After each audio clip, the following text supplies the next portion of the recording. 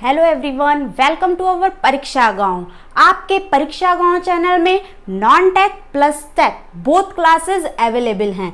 तो अपनी class start करने से पहले आप अपने चैनल परीक्षा गांव को लाइक कर दीजिए। अगर आप अपने चैनल परीक्षा गांव में फर्स्ट टाइम विजिट कर रहे हो तो इस चैनल को सब्सक्राइब भी कर दीजिए और अपनी लेटेस्ट वीडियोस पाने के लिए बेल आइकन को प्रेस करना ना भूलिएगा। Okay, now let's move on our class. Okay, तो आज की क्लास में हम साइंस के most expected exam oriented questions की प्रैक्टिस करने वाले हैं। पिछली क्लासेस में मैंने आपको जितने भी क्वेश्चंस की प्रैक्टिस कराई है उसे आप देख डालिएगा। तो चलते हैं हम आज की अपनी क्लास की ओर और ज्यादा से ज्यादा क्वेश्चंस की प्रैक्टिस करते हैं। तो हमारा फर्स्ट क्वेश्चन क्या कह रहा है, बैटरियों में इस्तेमाल होने वाला अम्ल है ऑप्शन ए एसिटिक अम्ल, ऑप्शन बी हाइड्रोक्लोरिक अम्ल, ऑप्शन सी सल्फ्यूरिक अम्ल या ऑप्शन डी नाइट्रिक अम्ल। जल्दी सभी का आंसर आना चाहिए कि हमारी बैटरियों में यूज होने वाला कौन सा एसिड होता है। जल्दी सभी का आंसर आना चाहिए। ओके, तो टाइम वेस्ट ना करते हुए चलते हैं हम इसके आंसर की ओर। तो याद रखिएगा कि बैटरियों में इस्तेमाल होने वाला जो एसिड है वो है हमारा sulphuric acid, it means H2SO4 है। Option C1 is the correct answer for this question. इसके साथ साथ अब हम कुछ और एसिड्स के बारे में जानते हैं और वो एसिड्स किस में पाए जाते हैं उनको भी हम जानते हैं। तो फर्स्ट हम आते हैं, अगर आपसे पूछ दिया जाए विनेगर, इट मींस सिरके में कौन सा एसिड पाया जाता है, तो याद रखिएगा एसिटिक एसिड पाया जाता है। और यदि हम एसिटिक एसिड को केमिकली फॉर्म में लिखें तो कैसे लिखेंगे, CH3COOH लिखेंगे, ठीक है ना। कैसे लिखेंगे, CH3COOH लिखेंगे। और यदि हम एसिटिक एसिड में अल्कोहल ऐड कर दें तो हमारा ईस्टर फॉर्म हो जाता है और वो ईस्टर में एक स्वीट सी स्मेल आती है। नेक्स्ट अब हम जानते हैं कि खट्टे फलों में सिट्रस फ्रूट्स में कौन सा एसिड पाया जाता है। ओके, तो आज से ये याद रखिएगा कि खट्टे फलों में सिट्रस फ्रूट्स में सिट्रिक एसिड या एस्कॉर्बिक एसिड भी कहते हैं इसको, ये पाया जाता है। नेक्स्ट अब हम चलते हैं कि कर्ड में, दही में कौन सा एसिड पाया जाता है, तो याद रखिएगा लैक्टिक एसिड पाया जाता है। और लैक्टिक एसिड से हमें याद आया कि जब हम कोई भारी कार्य कर रहे हों और वो भी कम ऑक्सीजन में, जैसे आपने देखा होगा सीढ़ियों पर जब कोई बुजुर्ग या कोई बच्चा अगर जा रहा हो और वहां पर प्रॉपर वेंटिलेशन ना हो, जितनी उनको ऑक्सीजन मिलनी चाहिए उतनी ऑक्सीजन ना मिले, तो उनकी मांसपेशियों में दर्द होने लगता है। वो दर्द क्यों होता है, क्योंकि उनकी मांसपेशियों में लैक्टिक एसिड बन जाता है। तो यही कारण है कि सीढ़ियों पे हम प्रॉपर वेंटिलेशन रखते हैं ताकि किसी को ऑक्सीजन की कमी ना हो, लैक्टिक एसिड उसमें उनकी मांसपेशियों में ना बने, ठीक है ना।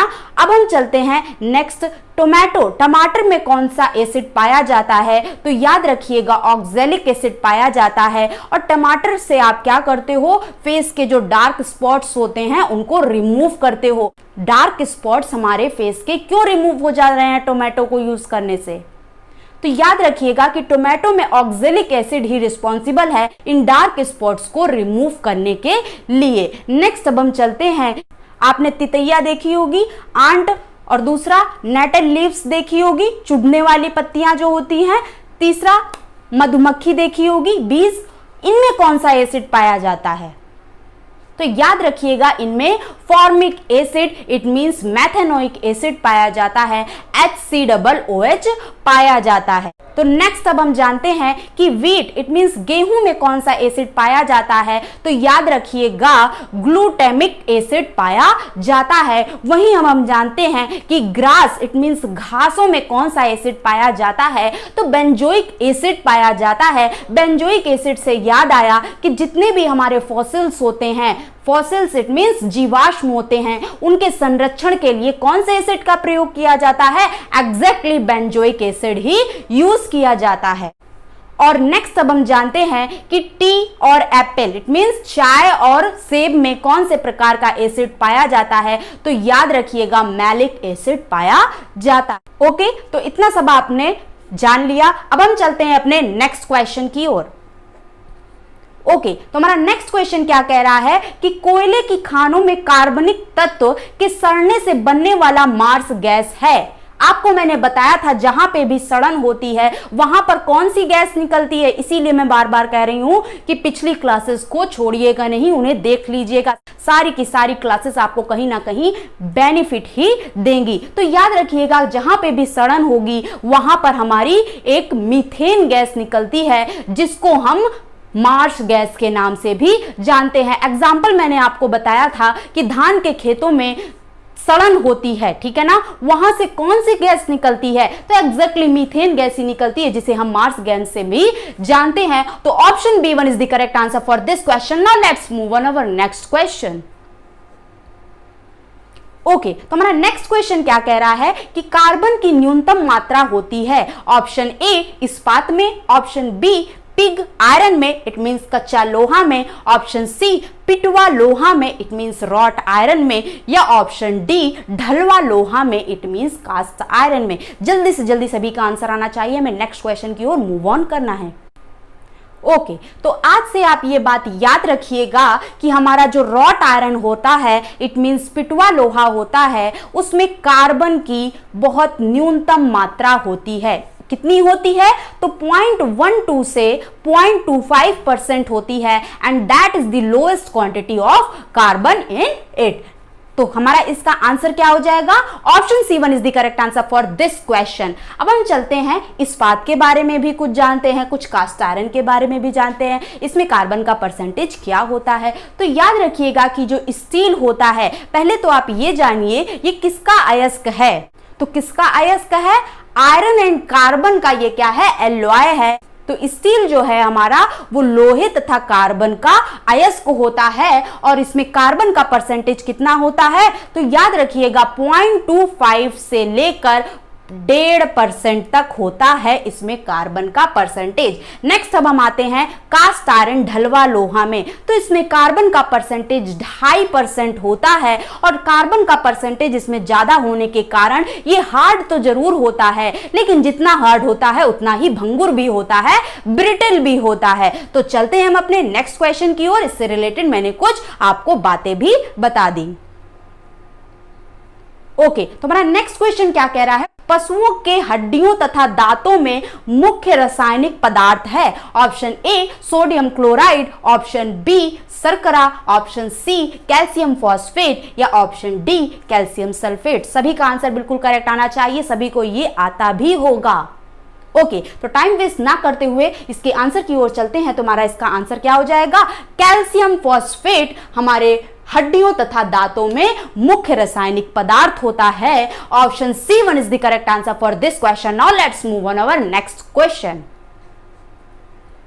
ओके, तो हमारा नेक्स्ट क्वेश्चन क्या कह रहा है, वातावरण में सर्वाधिक मात्रा में पाई जाने वाली गैस है। Option A carbon dioxide, option B helium, option C nitrogen, या option D oxygen.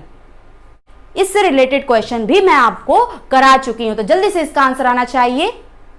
Exactly option C nitrogen जो होता है वो सर्वाधिक मात्रा में हमारे वातावरण में पाई जाने वाली गैस है। इसके साथ साथ नाइट्रोजन का अगर मैं आपसे पूछूं कि प्रमुख व्यापारिक उपयोग इसका क्या है, ओके, तो याद रखिएगा अमोनिया का उत्पादन करने में इसका प्रमुख व्यापारिक उपयोग है। इट मींस NH3 के उत्पादन में इसका प्रयोग किया जाता है। इसके साथ साथ ही हम नाइट्रोजन का प्रयोग इलेक्ट्रिक बल्ब, विद्युत बल्बों में भी किया जाता है। इसके साथ साथ हम इसी नाइट्रोजन का प्रयोग उच्च ताप को मापने वाली तापमापी में करते हैं, थर्मोमीटर में किया जाता है जो ज्यादा टेम्परेचर को मापती हैं। तो चलते हैं अब अपने नेक्स्ट क्वेश्चन की ओर। For this question option C1 is the correct answer. Okay, तो हमारा नेक्स्ट क्वेश्चन क्या कह रहा है, ईंधन के जलते समय उसमें जो कार्बन और हाइड्रोजन मौजूद हैं वे ऑप्शन A वातावरण में आ जाते हैं, ऑप्शन बी कार्बन डाइऑक्साइड और जलवाष्प में बदल जाते हैं, ऑप्शन सी परिवेश के द्वारा अवशोषित हो जाते हैं, या ऑप्शन डी हाइड्रोकार्बन में बदल जाते हैं। तो जल्दी से सभी का आंसर आना चाहिए। तो देखिए होता क्या है, ईंधन को जब आप जलाते हो तो उसमें जो भी कार्बन और हाइड्रोजन मौजूद होते हैं वो क्या करते हैं, हमारे वातावरण में ऑक्सीजन गैस होती है कि नहीं होती है? एग्जैक्टली होती है। तो ये कार्बन और हाइड्रोजन जो होते हैं वो ऑक्सीजन से रिएक्ट कर जाते हैं। तो कार्बन जब ऑक्सीजन से रिएक्ट करेगा तो क्या बनाएगा? CO2 बनाएगा, कार्बन डाइऑक्साइड बनाएगा। और वहीं हाइड्रोजन जब ऑक्सीजन से रिएक्ट करेगा तो क्या बनाएगा? वाटर बनाएगा, H2O बनाएगा इन फॉर्म ऑफ वेपर्स के रूप में, वाष्प के रूप में। तो हम कह सकते हैं कि हमारे कार्बन और हाइड्रोजन जो मौजूद होते हैं वो कार्बन डाइऑक्साइड और जलवाष्प में बदल जाते हैं। Now let's move on our next question. For this question option B1 is the correct answer. Okay, तो हमारा नेक्स्ट क्वेश्चन क्या कह रहा है, कांच के फ्लास्क में भरे द्रव के द्रव्यमान को गर्म करने पर ऑप्शन ए द्रव का घनत्व अपरिवर्तनीय रहेगा, ऑप्शन बी द्रव का घनत्व बढ़ जाएगा, ऑप्शन सी फ्लास्क में द्रव का तल तुरंत ही बढ़ना शुरू कर देगा, या ऑप्शन डी फ्लास्क में द्रव का तल पहले कुछ गिरेगा तत्पश्चात बढ़ना प्रारंभ करेगा। तो इसको आप प्रैक्टिकली भी अपने घर पर कर सकते हो। तो जब आप प्रैक्टिकली करोगे तो आपको देखने को क्या मिलेगा कि जो भी आप फ्लास्क में द्रव डाले होगे वो क्या होगा, गर्म करने पर उसका तल पहले नीचे जाएगा गर्म करने पर, ठीक है ना, और उसके बाद क्या होगा, उसका तल ऊपर जाएगा। तो इसके अकॉर्डिंग हमारा आंसर क्या बन जाएगा? ओके, तो ऑप्शन डी फ्लास्क में द्रव का तल पहले कुछ गिरेगा तत्पश्चात क्या होगा, बढ़ना प्रारंभ करेगा। Option D1 is the correct answer for this question. Now let's move on our next question.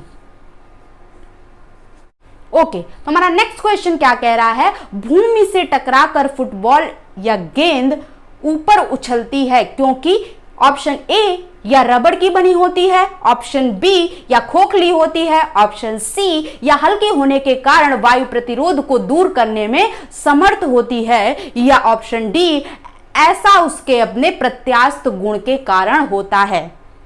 तो जल्दी से बताइए इसका आंसर। यदि आप भूमि पर किसी गेंद को टिप कराते हो तो वो ऊपर उछलकर क्यों आ जाती है? क्योंकि उसके अंदर इलास्टिक प्रॉपर्टी होती है, प्रत्यास्थता का गुण होता है। तो इस क्वेश्चन के अकॉर्डिंग हमारा आंसर क्या हो जाएगा?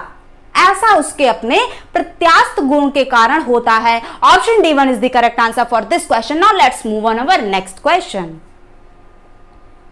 ओके, तो हमारा नेक्स्ट क्वेश्चन क्या कह रहा है, कांच की स्वच्छ प्लेट पर जल डालने पर वह पतली परत के रूप में फैल जाता है, जबकि पारा डालने पर वह गोलीय बूंद के रूप में बना रहता है। इसका कारण यह है कि ऑप्शन ए पारा एक धातु है, ऑप्शन बी जल की अपेक्षा पारे का घनत्व अधिक है, ऑप्शन सी कांच के साथ पारे के एडहेशन इट मीन्स आसंजन की अपेक्षा जल का ससंजन इट मीन्स कोहेशन अधिक है, ऑप्शन डी कांच के साथ जल के असंजन इट मीन्स एडहेशन की अपेक्षा जल का ससंजन इट मीन्स कोहेशन अधिक है। जल्दी से सभी का आंसर आना चाहिए। तो आज से ये बात याद रखिएगा कि मरकरी में पाए जाने वाले जो सूक्ष्म कण होते हैं उनके बीच में जो ससंजक बल कार्य करता है वो अधिक होता है। किससे अधिक होता है? एडहेशन से अधिक होता है, इट मीन्स असंजक बल से अधिक होता है। यही कारण है कि जब हम मरकरी को किसी ग्लास पर डालते हैं तो वो मरकरी ग्लास को नहीं भिगोती है। क्यों? क्योंकि उसका ससंजक बल क्या है? अधिक है इन कंपैरिजन टू असंजक बल की कंपैरिजन में it means cohesion force is greater than that of adhesion force है। वही हमारा क्या होता है, वाटर में क्या होता है, इसका विपरीत होता है। वाटर में जो छोटे छोटे अणु होते हैं उनके बीच में जो ससंजक बल होता है वो असंजक बल की अपेक्षा क्या होता है, कम होता है। और कम होने के कारण यदि हम पानी को किसी ग्लास में डालें तो वो पानी हमारा क्या कर देता है, ग्लास को भिगो देता है, क्योंकि इसका असंजक बल क्या होता है, अधिक होता है। तो इसके अकॉर्डिंग हमारा आंसर क्या हो जाएगा? ओके, ऑप्शन सी, कांच के साथ पारे के असंजक की अपेक्षा जल का ससंजक अधिक है। Option C one is the correct answer for this question. Now let's move on our next question. Okay, तो हमारा नेक्स्ट क्वेश्चन क्या कह रहा है, किसी झील में एक पत्थर फेंकने पर जैसे जैसे वह जल में नीचे डूबता जाता है उस पर उत्प्लावन it means upthrust option A बढ़ता जाता है, ऑप्शन बी घटता जाता है, ऑप्शन सी पहले घटता है फिर बढ़ता है, या ऑप्शन डी एक समान रहता है। तो याद करिएगा मेरी अपथ्रस्ट वाली क्लास अगर आपने पढ़ी होगी, अगर नहीं पढ़ी है तो उसे जरूर पढ़ लीजिएगा, वो कहीं ना कहीं आपके लिए बेनिफिशियल क्लास रहेगी। तो याद रखिएगा कि हमारा अपथ्रस्ट क्या होता है, किसी पिंड द्वारा विस्थापित किए हुए पानी के भार के बराबर ही तो हमारा अपथ्रस्ट होता है, ठीक है ना। तो उस विस्थापित पानी का भार कैसे निकालते हैं, कितना आया था हमारा, तो याद रखिएगा उस विस्थापित पानी का भार हमारा रो वी जी आया था, जहां पे रो क्या है, डेंसिटी ऑफ वाटर, पानी का घनत्व है। तो यहां पे अगर हम देखें कि जैसे जैसे पत्थर हमारा नीचे जा रहा है तो विस्थापित पानी का घनत्व क्या चेंज हो रहा है, नहीं, सेम ही रहेगा। नेक्स्ट अब हम देखते हैं कि गुरुत्वीय त्वरण क्या वो चेंज हो रहा है, नहीं, वो भी क्या है, सेम है। नेक्स्ट अब हमारा लास्ट क्या बचा, आयतन इट मींस वॉल्यूम। अब क्या है, जैसे जैसे पत्थर हमारा पानी के नीचे जा रहा है तो क्या विस्थापित पानी का आयतन परिवर्तित हो रहा है। तो पहले तो आप ये जानिए कि विस्थापित पानी का आयतन होता कितना है, कैसे निकालते हैं। तो मैंने आपको बताया था कि विस्थापित पानी का आयतन जो होता है वो पिंड के आयतन के बराबर ही होता है। तो जैसे जैसे पत्थर नीचे जा रहा है क्या उसके आयतन में परिवर्तन आ रहा है, नहीं आ रहा है, ठीक है ना। तो जब उसके आयतन में परिवर्तन नहीं आ रहा है तो रो जी वी ये सारे तीन पैरामीटर्स क्या हो जाएंगे, कांस्टेंट हो जाएंगे। इट मींस हम कह सकते हैं हमारा उत्प्लावन बल इट मींस अपथ्रस्ट भी क्या हो जाएगा, कांस्टेंट हो जाएगा। तो हमारा आंसर क्या हो जाएगा, ऑप्शन डी एक समान रहता है। Option D one is the correct answer for this question. Now let's move on our next question. Okay, तो हमारा नेक्स्ट क्वेश्चन क्या कह रहा है, जीवन की उत्पत्ति किस महाकल्प में हुई। ऑप्शन ए प्री कैम्ब्रियन में, ऑप्शन बी प्रोटीरोजोइक में, ऑप्शन सी मेसोजोइक में, या ऑप्शन डी सेनोजोइक में। जल्दी सभी का आंसर आना चाहिए। तो याद रखिएगा कि जीवन की उत्पत्ति किस महाकल्प में हुई थी, तो प्री कैम्ब्रियन में हुई थी। Option A one is the correct answer for this question. इससे रिलेटेड हमारा एक और कॉन्सेप्ट है, वो आपको पूरा डिटेल में पढ़ा देंगे, लेकिन नेक्स्ट क्वेश्चन इससे रिलेटेड आते ही। तो चलते हैं हम अपने नेक्स्ट क्वेश्चन की ओर। ओके, तो हमारा नेक्स्ट क्वेश्चन क्या कह रहा है, एक माइक्रोन होता है। Option A 1/1000 mm, option B 1/100 mm, option C 1/10 mm, या ऑप्शन डी 1/10,000 mm। ओके, तो आप जानते होंगे 1 micron is equals to 10⁻⁻6 meter होता है। आप इसके साथ साथ ये भी जानते होंगे कि 1 meter is equals to 10⁻³ mm होता है। तो मीटर की जगह जैसे ही आपने 10⁻³ mm रखा तो आपकी क्या क्वांटिटी निकल कर आई, 10⁻⁻6 into 10⁻³ mm is equals to 1 micron. So 1 micron is equals to what, 10⁻³ mm। It means हम कह सकते हैं 1/1000 mm is equals to 1 micron. तो हमारा आंसर क्या हो जाएगा, option A one is the correct answer for this question. Now let's move on our next question. Okay, तो हमारा नेक्स्ट क्वेश्चन क्या कह रहा है, म्यूटेशन थ्योरी इट मीन्स उत्परिवर्तनवाद प्रस्तुत किया। ऑप्शन ए डार्विन ने, ऑप्शन बी मेंडल ने, ऑप्शन सी लैमार्क ने, या ऑप्शन डी डेवरिस ने। पढ़ा चुकी हूं इससे रिलेटेड भी क्वेश्चन, अगर आपने मेरी क्लास देखी होगी तो तुरंत इसका आंसर आएगा कि म्यूटेशन थ्योरी इट मींस उत्परिवर्तनवाद किसने दिया, एग्जैक्टली ह्यूगो डेवरिस ने दिया।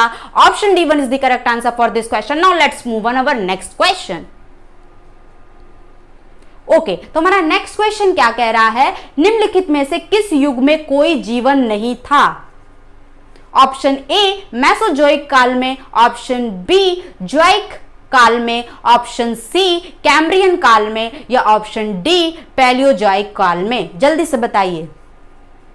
ओके, तो आज से ये बात नोट डाउन कर लीजिएगा, अपनी एक बुक में नोट डाउन कर लीजिए, उसके बाद अपने माइंड में भी सेट कर लीजिएगा कि एजोइक काल जो है इसको हम प्राग जैविक काल या इसको हम आर्कियन काल के नाम से भी जानते हैं। दूसरी बात इसके बारे में हम ये जानते हैं कि एजोइक काल एक ऐसा काल रहा जिसमें चट्टानों में जीवाश्म का पूर्णता अभाव रहा। ठीक है ना। अब हम चलते हैं अपने नेक्स्ट में पैलियोजोइक में। पैलियोजोइक को हम पराजीवी काल भी कहते हैं और इसी काल को हम प्राथमिक युग के नाम से भी जानते हैं। दूसरा, हमें यह भी जानना चाहिए कि पैलियोजोइक काल ही एक ऐसा काल था जिसमें वनस्पति एवं जीवों की उत्पत्ति हुई थी। तो नेक्स्ट अब हम जानते हैं कैम्ब्रियन काल के बारे में। तो याद रखिएगा कि पैलियोजोइक काल का प्रारंभिक 600 से 500 मिलियन ईसा पूर्व के बीच का जो काल रहा उसी को ही हम किसके नाम से जानते हैं? कैम्ब्रियन काल के नाम से जानते हैं। ठीक है ना। नेक्स्ट अब हम जानते हैं कि मेसोजोइक काल क्या है। तो मेसोजोइक काल को ही हम द्वितीय युग के नाम से भी जानते हैं और मेसोजोइक काल को 2 उपमहाकालों में विभाजित किया गया है, जिसमें पहला हमारा है ट्रियासिक, सेकेंड हमारा है Jurassic and third one is Cretaceous. ठीक है ना। तो याद रखिएगा ट्रियासिक महाकाल जो है हमारा मेसोजोइक काल का, उसमें रेप्टाइलों की उत्पत्ति हुई थी। ठीक है ना। नेक्स्ट अब हम जानते हैं जुरासिक उप महाकाल के बारे में। तो जुरासिक उप महाकाल हमारे डायनासोर का सुनहरा काल रहा, उसमें डायनासोर की उत्पत्ति हुई थी। इतनी बात आप नोट डाउन कर लीजिएगा। तो इन सभी कालों के साथ साथ हम एक काल के बारे में और जानते हैं और उसका नाम है हमारा सेनोजोइक काल। सेनोजोइक काल को हम नवजीवी काल के नाम से भी जानते हैं और इसके साथ साथ इसको हम टर्शरी युग या तृतीय युग के नाम से भी जानते हैं। इसके साथ साथ आप ये भी जानिए कि सेनोजोइक काल ही एक ऐसा काल था जिसमें सर्वप्रथम मैमेलियंस इट मींस स्तनधारियों की उत्पत्ति हुई और इसके साथ साथ पूंछहीन बंदरों की भी उत्पत्ति हुई। तो चलते हैं हम अपने नेक्स्ट क्वेश्चन की ओर। हमारा इसका आंसर क्या हो जाएगा? तो जल्दी से बताइए, किस युग में कोई जीवन नहीं था? कौन सा युग था? ऑप्शन ए एजोइक काल एक ऐसा काल था जिसमें जीवन का कोई नामो निशान नहीं था। Option B one is the correct answer for this question. Now let's move on our next question. Okay, तो हमारा नेक्स्ट क्वेश्चन क्या कह रहा है? वन पारिस्थितिकी तंत्र इट मींस फॉरेस्ट इकोसिस्टम में हरे पेड़ पौधे होते हैं। जल्दी से सभी का आंसर आना चाहिए।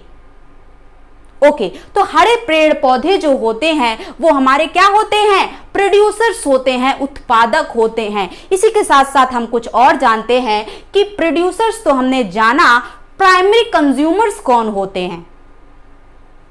ओके, तो प्राइमरी कंज्यूमर्स हमारे एक ऐसे उपभोक्ता होते हैं जो अपना भोजन सीधे उत्पादक इट मींस प्रोड्यूसर से प्राप्त कर लेते हैं। इनमें कौन कौन से आ जाएंगे? घास खाने वाले जितने भी उपभोक्ता होते हैं उन्हें हम क्या कहते हैं? मूल उपभोक्ता इट मींस प्राइमरी कंज्यूमर्स के नाम से जानते हैं। एग्जाम्पल जाने तो हमारी गाय हो जाएगी, ठीक है ना, गाय भैंस हो गई, खरगोश हो गया, हिरन हो गया, ठीक है ना, बकरी हो गई। तो अब हमने इसके एग्जाम्पल भी जान लिए। अब हम जानते हैं कि डिकम्पोजर्स क्या होते हैं। तो याद रखिएगा, मरे हुए जो प्राइमरी कंज्यूमर्स होते हैं, मृत उपभोक्ता जो होते हैं, उनकी जटिल संरचना को सरल संरचना में अपघटित करने वाले जीवों को ही हम क्या कहते हैं? डिकम्पोजर्स कहते हैं, अपघटक कहते हैं। जैसे, जल्दी से आना चाहिए सभी का आंसर, जैसे बैक्टीरिया हो गया, वायरस हो गया, फंगाई हो गई। तो अब हम चलते हैं अपने नेक्स्ट क्वेश्चन की ओर। For this question option D one is the correct answer. Okay, तो हमारा नेक्स्ट क्वेश्चन क्या कह रहा है? जीवों तथा वातावरण के पारस्परिक संबंधों का अध्ययन कहलाता है। जल्दी सभी का आंसर आना चाहिए। ओके, तो याद रखिएगा, जीवों तथा वातावरण के पारस्परिक संबंधों का अध्ययन क्या कहलाता है? इकोलॉजी कहलाता है, ठीक है ना।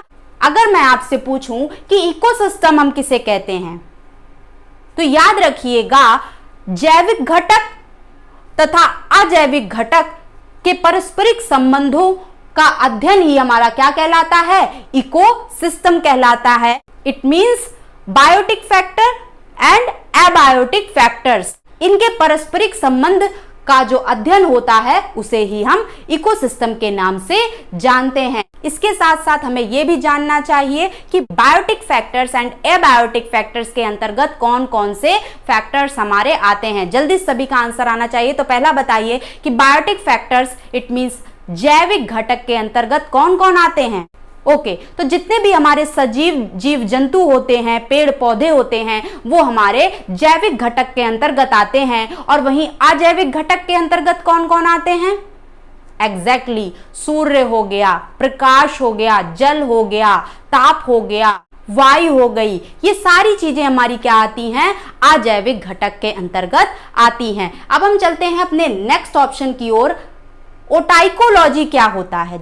ओके, तो याद रखिएगा केवल एक ही जाति के जीवों का यदि हम अध्ययन करते हैं तो उस अध्ययन को ही हम क्या कहते हैं, ओटाइकोलॉजी कहते हैं। नेक्स्ट ऑप्शन हमारा क्या कह रहा है, सिनेकोलॉजी क्या होता है? जल्दी से बताइए सिनेकोलॉजी क्या होता है। तो याद रखिएगा किसी क्षेत्र विशेष में पूरे जीव जंतुओं के समूहों के अध्ययन को ही हम क्या कहते हैं, सिनेकोलॉजी कहते हैं।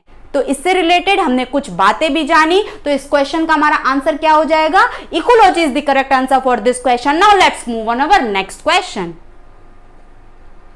ओके, तो हमारा नेक्स्ट क्वेश्चन क्या कह रहा है, उत्परिवर्तन इट मींस म्यूटेशन का कारण है। ऑप्शन ए क्रोमोसोम में परिवर्तन, ऑप्शन बी जीन में परिवर्तन, ऑप्शन सी डीएनए में परिवर्तन, या ऑप्शन डी उपरोक्त सभी। तो आज से आप ये बात नोट डाउन कर लीजिएगा कि यदि आपके क्रोमोसोम में परिवर्तन आया या जीन में परिवर्तन आया या डीएनए में परिवर्तन आया, ये सभी रिस्पॉन्सिबल होते हैं। ये सभी चेंजेस हमारे किसके लिए रिस्पॉन्सिबल होते हैं, उत्परिवर्तन के रिस्पॉन्सिबल होते हैं। इट मींस म्यूटेशन के लिए रिस्पॉन्सिबल होते हैं, उत्तरदायी होते हैं। तो हमारा इसका आंसर क्या हो जाएगा, उपरोक्त सभी is the correct answer for this question. Now let's move on our next question. Okay, अब हम आते हैं अपने नेक्स्ट क्वेश्चन की ओर। हमारा क्या कह रहा है, पैलिएंटोलॉजी अध्ययन है। ऑप्शन ए बर्ड्स का, ऑप्शन बी अस्थियों का, बोन्स का, ऑप्शन सी प्राइमेट्स का, ऑप्शन डी जीवाश्मों का, इट मींस फॉसिल्स का। जल्दी से बताइए इसका आंसर। ओके, तो आज से आप ये बात नोट डाउन कर लीजिएगा कि पैलिएंटोलॉजी किसका अध्ययन है, जीवाश्मों का। यदि हम अध्ययन कर रहे हैं तो इसके अध्ययन को हम क्या कहते हैं, पैलिएंटोलॉजी कहते हैं। वहीं अगर हम पक्षियों बर्ड्स का अध्ययन करते हैं तो उसे क्या कहा जाता है, उस अध्ययन को, तो उस अध्ययन को क्या कहा जाता है, ऑर्निथोलॉजी कहा जाता है। और वहीं अगर हम अस्थियों का, बोन्स का अध्ययन करते हैं तो उस अध्ययन को हम क्या कहते हैं, तो उस अध्ययन को हम ऑस्टियोलॉजी कहते हैं। तो for this question option D fossils it means जीवाश्मों का is the correct answer for this question. Now let's move on our next question.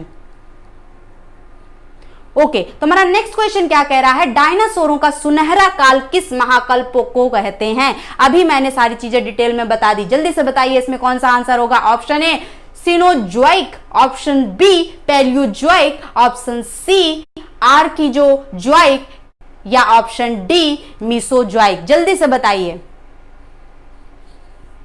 तो अभी मैंने आपको बताया था कि मीसोजोइक काल जो होता है उसको हमने 3 उपमहाकालों में डिवाइड किया था, विभाजित किया था, जिसमें हमारा दूसरा क्या हमने बताया था, जुरैसिक महाकल्प बताया था। तो जुरैसिक महाकल्प में ही हमारा डायनासोर की उत्पत्ति हुई थी। तो यहाँ पे हमारा जुरैसिक महाकल्प तो नहीं दिया गया है, तो हमारा क्या हो जाएगा आंसर, मीसोजोइक काल is the correct answer for this question. Now let's move on our next question. Okay, तो हमारा नेक्स्ट क्वेश्चन क्या कह रहा है, आधुनिक मानव के अभिनव पूर्वज थे। ऑप्शन ए जावा मानव, option B Peking man, option C Cro Magnon man, या ऑप्शन डी निंडरथल मैन। जल्दी से बताइए इसका आंसर। तो याद रखिएगा कि हमारे आधुनिक मानव के अभिनव पूर्वज क्रोमैंगनोन मैन्स थे। Option C1 is the correct answer for this question. Now let's move on our next question. Okay, तो हमारा नेक्स्ट क्वेश्चन क्या कह रहा है, पारे की दो बूंदों को संपर्क में लाने पर वे मिलकर एक बड़ी बूंद बनाती हैं, इसका कारण है द्रवों द्वारा। ऑप्शन ए न्यूनतम आयतन बनाए रखना, ऑप्शन बी अधिकतम पृष्ठीय क्षेत्रफल इट मीन सरफेस एरिया बनाए रखना, या ऑप्शन सी न्यूनतम पृष्ठीय क्षेत्रफल बनाए रखना, या ऑप्शन डी अधिकतम आयतन बनाए रखना। जल्दी से सभी लोग आंसर बताइए कि पारे की दो बूंदें यदि संपर्क में आती हैं तो वो बड़ी बूंद एक क्यों बना लेती हैं। ओके, तो वो अपने सरफेस एरिया, अपने पृष्ठीय क्षेत्रफल को कम करने के लिए बनाती हैं। तो हमारा आंसर क्या हो जाएगा, option C1 is the correct answer for this question. Now let's move on our next question. Okay, तो हमारा नेक्स्ट क्वेश्चन क्या कह रहा है, क्रिकेट की घूमती इट मींस स्पिनिंग गेंद का वायु में इधर उधर उछाल इट मींस दोलन, जिसको हम स्विंग के नाम से भी जानते हैं, निम्नलिखित आधार के अनुसार स्पष्ट किया जा सकता है। जो क्रिकेट की हमारी बॉल होती है उसमें जब हम स्पिन कराते हैं तो बॉल की अलग अलग जो पोजीशंस हमें देखने को मिलती है उसको हम किसके अनुसार स्पष्ट कर सकते हैं, जल्दी से बताइए। ऑप्शन ए वायु दबाव की दिशा में अचानक परिवर्तन, ऑप्शन बी वायु उत्प्लावन, या ऑप्शन सी वायु द्वारा उत्पन्न विक्षोभ, या ऑप्शन डी बर्नौली प्रमेय। तो याद रखिएगा ये जो हमें पोजीशंस बॉल्स की स्पिन कराने पर दिखाई देती हैं उसे हम किसके अनुसार स्पष्ट कर सकते हैं, तो उसे हम बर्नौली थ्योरम, बर्नौली प्रमेय के द्वारा स्पष्ट कर सकते हैं। Option D1 is the correct answer. इतनी बात आपको क्लियर हो गई। ओके, तो आज के लिए इतना ही। अगर आपको हमारी क्लास, हमारे पढ़ाने का तरीका पसंद आए तो आप अपने चैनल परीक्षा गांव को लाइक, सब्सक्राइब और जितना हो सके उतना शेयर करिए। सभी में अपने ग्रुप में शेयर कर दीजिए, ठीक है ना। और अपनी लेटेस्ट वीडियोस पाने के लिए बेल आइकन को प्रेस करना ना भूलिएगा। और इसी तरह लगातार आप प्रैक्टिस अपनी जारी रखिए। क्वेश्चंस की ज़्यादा से ज़्यादा प्रैक्टिस करिए। जो कॉन्सेप्ट्स नहीं क्लियर हो रहे हैं उनको एक बार नहीं क्लियर हो रहे हैं दोबारा पढ़िए, दोबारा नहीं क्लियर हो रहे हैं तिबारा पढ़िए। आखिरकार जीत अपनी ही होगी। कोई भी प्रॉब्लम हमसे बढ़कर नहीं है, ठीक है ना। सारी प्रॉब्लम्स का सॉल्यूशन होगा, वो भी आप से ही होगा। तो पीछे कभी नहीं हटना है, हमेशा आगे की ओर बढ़ते चलना है, फिर चाहे वो प्रॉब्लम कितनी ही बड़ी क्यों ना हो। Okay, thank you.